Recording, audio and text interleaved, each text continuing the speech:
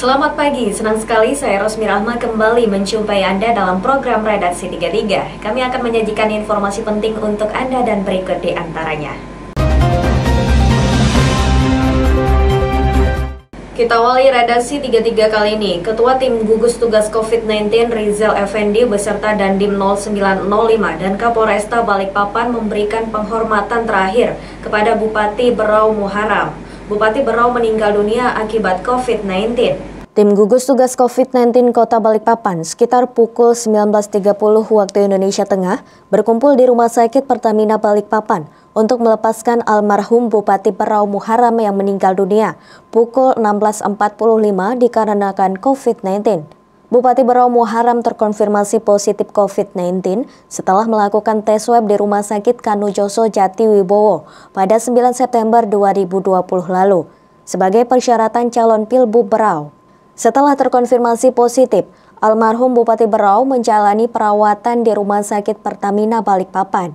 Pada tanggal 22 September 2020, kondisi almarhum Bupati Berau terus menurun dan sempat dirawat di ruang ICU dan akhirnya meninggal dunia.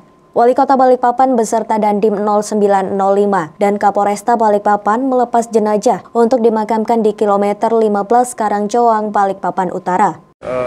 Tentu pertama atas nama pemerintah Kota Balikpapan dan warga Balikpapan kita mengucapkan duka cita yang mendalam atas meninggalnya Bapak Bupati Berau, Bapak Haji Muharram MM pukul 16.45 waktu Indonesia bagian tengah. Beliau berada di Balikpapan tanggal 9 September dalam rangka pemeriksaan kesehatan Pilkada 2020. Tanggal 10 beliau dirujuk ke Rumah Sakit Pertamina Balikpapan setelah terkonfirmasi positif.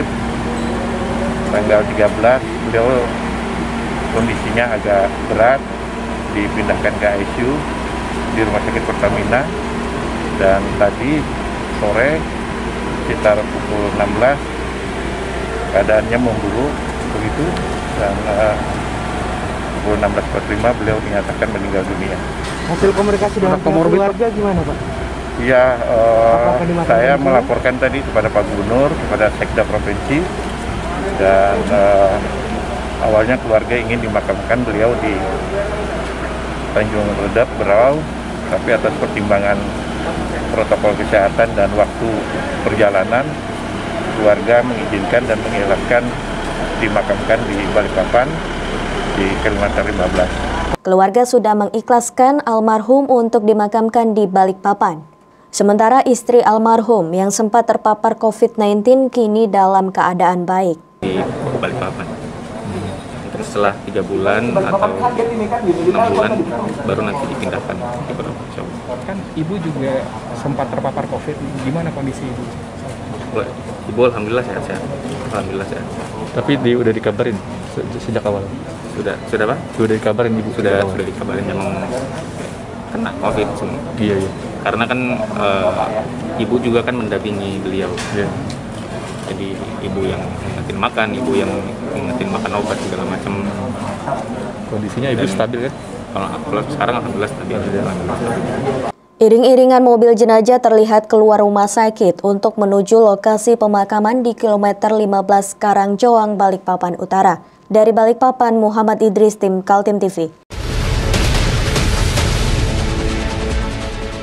Mari kita memerangi virus corona dengan mematuhi imbauan pemerintah, stay at home. Gonjang-ganjing masalah di perusahaan daerah PT Agro Kaltim Utama berujung ditahannya Direktur Perusahaan oleh Kejaksaan Tinggi. Perusahaan yang bergerak di bidang perkebunan itu sendiri rencananya tetap dipertahankan, namun dengan merombak manajemen. Rapat Komisi 2 DPRD Kaltim dengan Biro Hukum, Biro Ekonomi, dan Kepala Dinas Perkebunan di lantai 3 Gedung D DPRD Kaltim mengungkap adanya perkembangan dalam penyelesaian kasus Perusda PT Agro Kaltim Utama atau PT AKU. Direktur Perusahaan Perkebunan itu menuntut keterangan dari Biro Hukum Setda Prof Kaltim sudah ditahan oleh Kejaksaan Tinggi. Untuk dilakukan audit terhadap aset maupun sisa-sisa piutang yang ada di PT Aku Samarinda. Menurut informasi dari Biro Ekonomi sudah 3 minggu ini untuk ditahan untuk supaya untuk memudahkan untuk penyelidikan, Bu, ya. Penyelidikannya, interogasi. Mungkin karena tadi sudah dilaporkan direktur yang lama itu sudah ditahan di polisi, kemudian mereka sedikit terkendala dengan masalah COVID ini untuk mendata aset-aset yang kira-kira masih bisa ditarik kembali. Bahkan Pemprov Kaltim kesulitan untuk melacak para direksi maupun aset-aset perusahaan yang sumber dananya dari APBD Kaltim. Menurut Feridiana Hurakwang, masalah yang terjadi di dalam perusahaan adalah manajemennya, sedangkan keberadaan perusahaan masih diperlukan karena berpotensi menjadi sumber PAD, pendapatan asli daerah Kaltim. Tadi kita fokus saja berbicara masalah Aku, ya PT Aku, yang tadi bicaranya PT Aku. Jadi untuk direktur itu dilakukan penjaringan. Mereka tadi juga merupakan keyakinan kami bahwa mereka sudah membentuk tim baik tim independen maupun tim penjaringan sebanyak 7 orang. Dari pemerintahan, kemudian dari independen ada, jadi 7 orang. Dari Dewan ada, Bu, ya? Dari Dewan belum, tapi kami meminta. Saat ini Pemprov Kaltim sedang menjaring siapa calon direksi baru perusahaan PT AKU.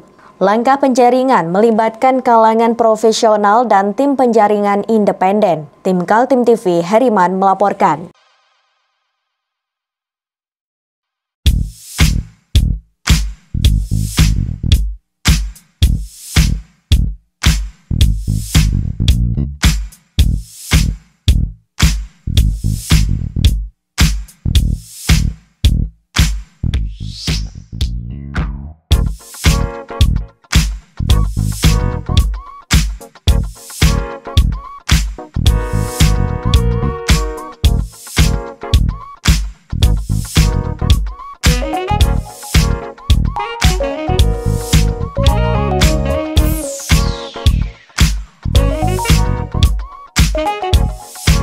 Kita beralih ke informasi selanjutnya. 3 calon peserta pilkada di Kota Samarinda dinyatakan lolos oleh Komisi Pemilihan Umum. Ketiga pasangan itu masing-masing Andi Harun dengan Rusmadi, pasangan Zairin Zain dengan Sarwono, dan pasangan Muhammad Barkati dengan Muhammad Darlis Patalongi. Penetapan calon peserta Pilkada Kota Samarinda disahkan melalui surat penetapan tanggal 22 September. 3 calon pasangan yang siap berlaga itu adalah pasangan Zairin Zain dengan Sarwono, pasangan Andi Harun dengan Rusmadi, dan pasangan ketiga Muhammad Barkati dengan Muhammad Darlis Patalongi. Sesuai jadwal KPU, usai penetapan calon peserta dilakukan pengambilan nomor urut para calon. Kemudian aturan main kampanye hingga sistem pelaporan dana kampanye dengan auditnya. Ya, hari ini kami memang sengaja untuk mengagendakan pertemuan dengan berbagai pihak terkait dengan rencana pengundian nomor urut bakal pasangan calon yang akan kita gelar di tanggal 24 di Hotel Haris. Memang agak kompleks, kenapa? Karena untuk tahapan pengundian ini merupakan salah satu tahapan krusial yang diwanti-wanti oleh berbagai pihak. Kenapa? Karena memungkinkan terjadinya kerumunan orang. Nah, sementara saat ini semua mulai dari KPU RI, KPU Provinsi yang menekankan bahwa protokol kesehatan harus tetap jalan. Bukan hanya KPU, ada polisi dan juga pemerintah yang sudah mulai khawatir, yang tingkat tinggi terkait dengan penyebaran. Karena Samarinda seperti dikatakan tadi bahwa masih di dalam zona merah, jadi pengurangan atau pembatasan orang harus dikomunikasikan lebih awal agar tidak terjadi semacam klaster pilkada. Nah, kita juga tadi menyampaikan bahwa pembatasan orang ini diatur dalam keputusan KPU nomor 394 yang menyebutkan bahwa boleh hadir hanya 5 orang termasuk pasangan calon. Meski dibatasi jumlah pendukung yang ikut dalam acara pengambilan nomor urut, KPU Kota Samarinda sudah menyiapkan kepada pendukung para calon untuk mengakses seluruh prosesi dari siaran langsung di akun Facebook KPU. Gimana tuh Bang videonya? Dan langsungnya biasanya kami lewat Facebook, karena lewat Facebook lebih ringan ya jaringannya dibandingkan dengan medsos yang lain kan. Nah, mudah-mudahan jaringan tadi ada masukan meminta untuk jaringan di hotel, pihak hotel agar mendukung untuk dilakukan secara langsung sehingga tidak terputus. Yang pertama. Yang kedua soal akan ada penandatanganan fakta integritas dan juga deklarasi damai. Tim Kaltim TV, Hardin melaporkan.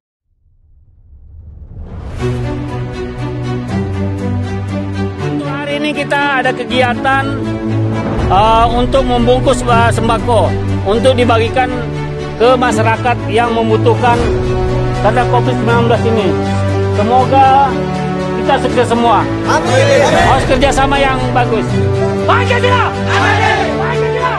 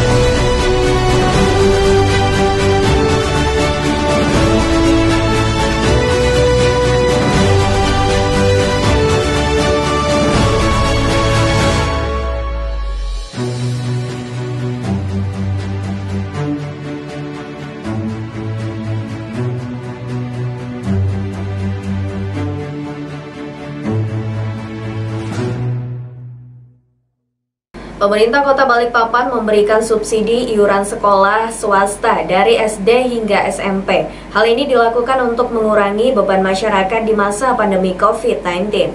Sejumlah perwakilan sekolah swasta SD dan SMP di Kota Balikpapan menerima bantuan iuran sekolah dari pemerintah Kota Balikpapan. Subsidi iuran sekolah yang akan digunakan dari anggaran perubahan tahun 2020 sebesar 15 miliar rupiah. Tiap sekolah akan menerima sesuai dengan jumlah pelajar yang berada di sekolah tersebut. Wali Kota Balikpapan didampingi Kepala Dinas Pendidikan dan Kebudayaan Kota Balikpapan memberikan secara simbolis kepada sekolah dasar swasta dan SMP swasta di halaman Pemkot Kota Balikpapan pada Senin sore. Dalam pemberian subsidi iuran sekolah selama 6 bulan sejak Juli hingga akhir tahun. Untuk sekolah dasar sebanyak 53, ditambah 23 sekolah MI swasta, dengan jumlah murid sebanyak 29.260. Sementara, sekolah SMP 52 sekolah ditambah MTS swasta 12 sekolah, dengan jumlah murid 12.784. Untuk sekolah dasar dan sederajat akan mendapatkan subsidi Rp60.000, sementara SMP dan sederajat Rp100.000 setiap bulannya. Atau kita sahkan, itu ada anggaran 15 miliar rupiah. Tadinya akan kita berikan kepada siswa untuk pembelian kuota. Akan tapi karena program kuota sudah didukung oleh Kementerian Pendidikan, maka kita alihkan menjadi program untuk subsidi SPP ya. Total anggarannya adalah 15 miliar dari APBD perubahan Kota Balikpapan. Kemudian diperuntukkan bagi siswa SD untuk sekolah SD itu ada 53 SD swasta ditambah 23 MI swasta Madrasah Ibtidaiyah. Kemudian SMP ada 52 SMP swasta ditambah 12 MTS swasta. Total siswanya itu untuk SD ada 19.260. Ini untuk SD 19.260 itu mulai kelas 1 sampai dengan kelas 6. Sedangkan SMP-nya 12.874 itu mulai kelas 7, kelas 8, kelas 9. Pak, itu berapa lama subsidi akan digelontorkan? Berapa lama, Pak? 6 bulan. Dengan adanya subsidi iuran sekolah dari APBD Perubahan Balikpapan tahun 2020 dapat meringankan beban masyarakat di masa pandemi COVID-19. Dari Balikpapan, Muhammad Idris, tim Kaltim TV.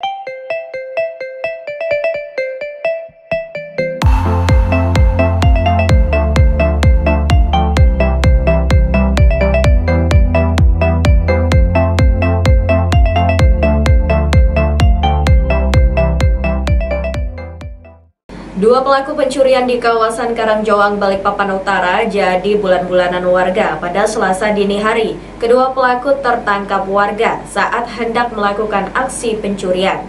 Inilah kedua pelaku pencurian di kawasan Karangjoang, Balikpapan Utara. Bernard Rinto 34 tahun dan M. Sufyan 32 tahun yang menjadi bulan-bulanan masa saat ketangkap melakukan pencurian. Kapolsek Balikpapan Utara Kompol M. Masud menerangkan, kedua pelaku beraksi pada Selasa dini hari sekitar pukul 3 waktu Indonesia Tengah. Setibanya di kawasan kilometer 16, kedua pelaku melihat rumah yang kondisi pintunya terbuka. Satu pelaku masuk ke dalam rumah sementara satu lainnya menunggu di atas motor. Usai mengambil HP dari dalam rumah, keduanya berusaha kabur. Namun naas, warga di sekitar melihat aksi keduanya. Alhasil kedua pelaku pun ditangkap warga dan jadi bulan-bulanan warga. Dari hasil pengembangan, kedua pelaku rupanya kawanan pencuri yang kerap beraksi di wilayah Balikpapan Utara sebanyak 10 lokasi pencurian. Tak hanya mengamankan HP hasil curian di kilometer 16, kepolisian juga mendapati barang hasil curian lainnya dari rumah kedua pelaku, yaitu 3 unit HP dan 1 unit TV 42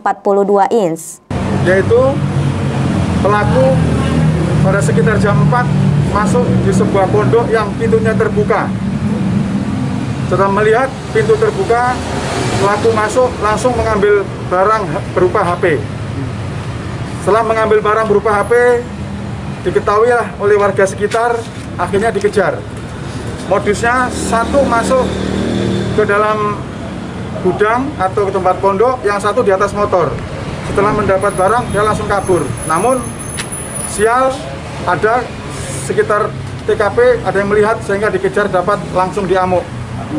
Mereka diamuk, dihajar oleh massa, dihakimi oleh massa. Untungnya ada yang mengetahui, lapor ke Polsek Utara, langsung merapat ke sana, diamankanlah korban, tidak sampai nyaris. Sekarang masih pelaku masih di rumah sakit untuk menjalani pemeriksaan. Selain HP apa aja yang diambil, Dan? Pertama, telah ditangkap 1 TKP.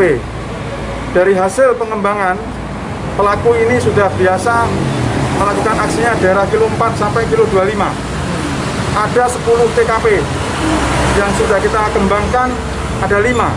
DP-nya sesuai dengan yang kita lihat.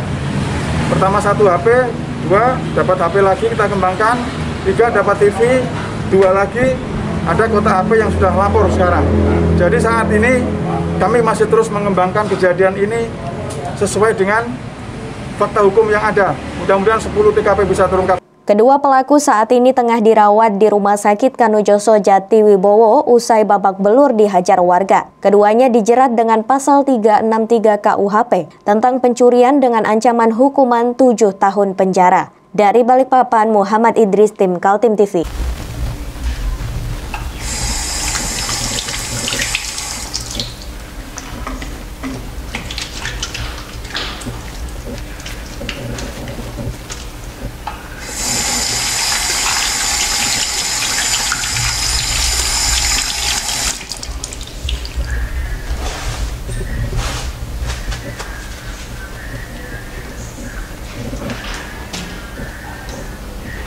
Meskipun di rumah saja, kita tetap selalu menjaga kesehatan, cuci tangan, menggunakan hand sanitizer. Ingat, mulailah dari diri sendiri. Seorang residivis kembali digiring petugas Jatanras Polresta Balikpapan pada Senin siang. Tersangka Arwin, 25 tahun ditangkap usai melakukan aksi pencurian di kawasan Sumberjo, Balikpapan Tengah pada 30 Agustus lalu. Seorang residivis kembali digiring petugas Jatanras Polresta Balikpapan pada Senin siang. Tersangka Arwin, 25 tahun ditangkap usai melakukan aksi pencurian di kawasan Sumberjo, Balikpapan Tengah pada 30 Agustus lalu. Tersangka Arwin diciduk di kos-kosan pada 14 September lalu. Aksi tersangka ini dengan cara berjalan kaki menyusuri rumah warga sekitar pukul 2 dini hari. Pelaku menyatroni beberapa rumah warga yang dilihat sepi. Pelaku mengintip lewat jendela. Setelah melihat barang berharga, pelaku masuk dengan mencongkel jendela rumah korban dengan menggunakan obeng yang didapat di bengkel. Pelaku berhasil masuk dan menggondol 3 unit ponsel milik korban. Dari kejadian ini, korban mengalami kerugian mencapai 9 juta rupiah. Keterangan dari pelaku bahwa pelaku ini datang ke lokasi menggunakan angkot. Menggunakan angkot, kemudian berhenti di Sumberjo. Kemudian di daerah Sumberjo, pelaku berkeliling melihat-lihat rumah yang kira-kira sepi atau bisa pelancaran aksinya, sehingga pelaku menemukan satu rumah di Jalan Antasari. Kemudian pelaku juga mencongkel jendela rumah tersebut dengan sebuah obeng. Obeng sedang kita dalami, dan kemudian pelaku masuk. Setelah masuk, pelaku mengambil 3 unit handphone. Pelaku residivis, Komandan? Dari keterangannya, pelaku pernah ditahan dengan kasus yang sama, ya, pencurian dengan pemberatan di Samarinda dengan hukuman 1 tahun penjara. Kebetulan ya? Kebetulan ya? Kok bisa kebetulan di situ? Suruh kamu incar kah? Enggak, Pak. Jadi? Kamu pantau aja, Anda kamu incar. Rencana mau dijual kemana, Mas? Cuma lihat aja HP tergeletak. Kok bisa lihat dari luar? Dari luar. Punya ilmu batin kah kamu? Enggak, Pak. Aku intip dari luar. Oh, intip. Mas, kamu pantesan itu rambut merah, banyakin ngintip. Sama kayak Dian itu juga. Kamu congkel pakai obeng itu dari mana, obeng? Obeng sudah kamu bawa? Dari bengkel aja, Pak. Oh, bengkel ya. Berarti kamu nemu ya? Nemu di bengkel itu? Iya. Kerja apa? Bengkelnya buka atau tutup? Tutup, Pak. Ada bengkel yang Pak. Obeng hitam yang gagangnya. Tersangka yang merupakan residivis diancam dengan pasal 363 KUHP dengan ancaman 9 tahun penjara. Dari Balikpapan, Muhammad Idris, tim Kaltim TV.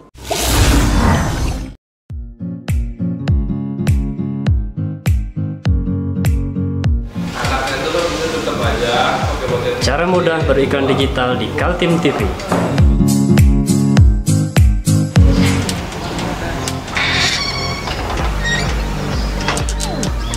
Yang pertama, jadilah sahabat Kaltim TV.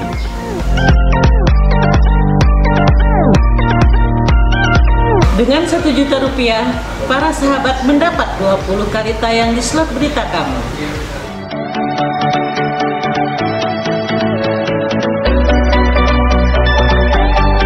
Dengan 20 detik, dapat menjangkau 20.000 penonton. Anda beruntung karena mendapat kesempatan perdana dari kami. Ayo jadilah sahabat Kaltim TV. Seorang pelaku jambret babak belur setelah ditangkap warga. Pelaku menjambret kalung anak kecil yang sedang bermain.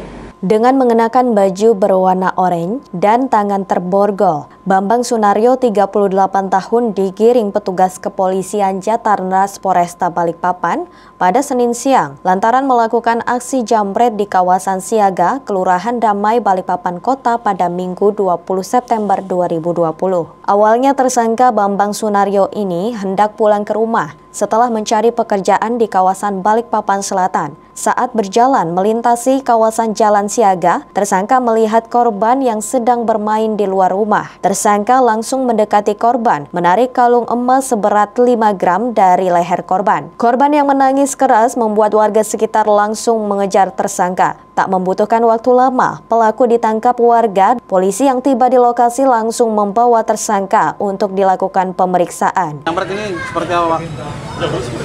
Pengungkapannya. Berjambret. Boleh nggak saya ketawa dulu sebentar aja?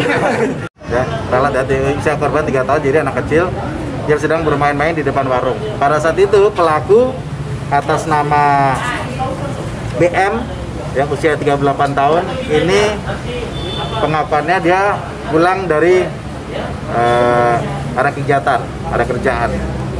Kemudian pada saat lewat melihat si korban ini mengenakan kalung. Pada saat dilihat situasi sedang sepi, pelaku melancarkan aksinya dengan cara mendatangi anak kecil ini, korban, kemudian memutus kalung yang sedang digunakan. Ditarik Pak? Ya, diputus ya. Kemudian karena korban menangis, akhirnya masyarakat dan warga sekitar mengetahui sehingga langsung mengejar pelaku. Tidak butuh waktu lama, pelaku dapat ditangkap dan segera dihubungi atau segera menghubungi Polresta Balikpapan. Mana Pak? Kok bisa ke situ? Mencari kerjaan. Hah? Yang mencari kerjaan. Cari kerjaan. Terus lihat anak kecil itu? Anak kecilnya lagi ngapain? Main-main Pak. Main-main. Bapak datangi? Terus Bapak tarik? Saya datangi, saya ikutin. Kerja di mana Mas? Kerja di mana Mas? Serabutan. Serabutan. Kemarin mau cari kerjaan, terus mau pulang gitu. Pulang kemana? Di rumahnya di mana? Di Gunung Malang. Selain tersangka, polisi juga menyita barang bukti berupa kalung emas seberat 5 gram sebagai barang bukti. Dari perbuatannya, tersangka diancam pasal 365 KUHP dengan ancaman hukuman maksimal 9 tahun penjara. Dari Balikpapan, Muhammad Idris, tim Kaltim TV.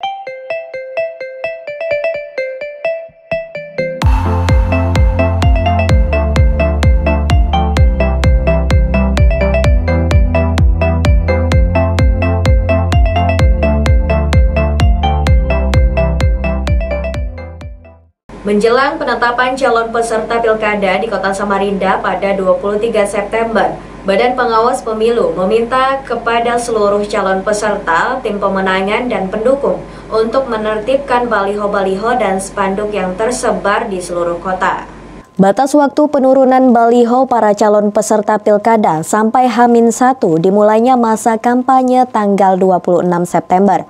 Memasuki masa kampanye, APK atau alat peraga kampanye masing-masing peserta pilkada sudah ditentukan desain maupun ukurannya oleh Komisi Pemilihan Umum. Pilkada di Kota Samarinda diikuti 3 pasangan calon, yakni Andi Harun dengan Rusmadi Wongso, Zairin Zain dengan Sarwono, dan Muhammad Barkati dengan Darlis Patalongi. Menurut Ketua Bawaslu Kota Samarinda Abdul Muin, para kandidat dan timnya diharapkan menertibkan sendiri APK seperti baliho-baliho yang sudah terpasang, termasuk juga banner-banner yang ditempel di kaca angkot-angkot. Kemudian yang terkait yang baliho-baliho yang ada sekarang, itu gambar-gambarnya sekarang, saya kira tadi kita sudah sampaikan dan kita sebenarnya sudah bersurat kepada semua tim untuk kemudian bisa menertibkan ya semua yang ada, karena sekali lagi bahwa kalau kemudian yang ada tidak ditertibkan lalu dipasang lagi yang ada, maka ini akan terkesan tersemraut ya.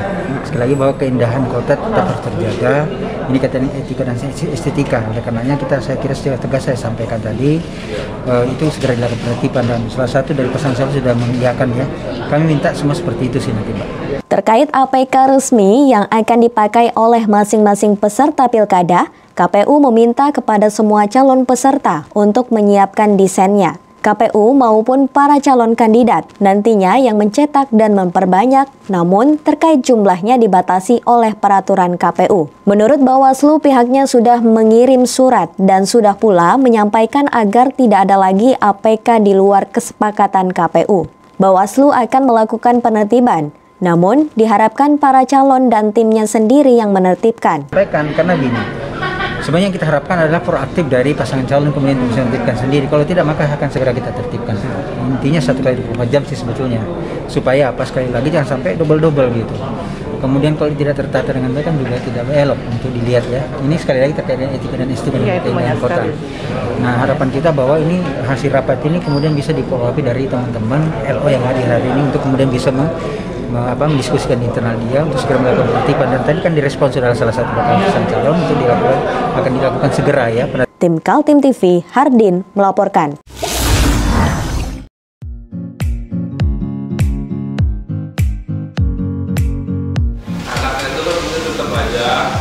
Cara mudah beriklan digital di Kaltim TV.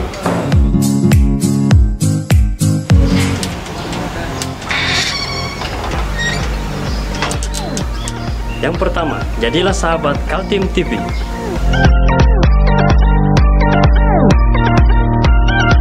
Dengan Rp1.000.000, para sahabat mendapat 20 kali tayang di slot berita kamu.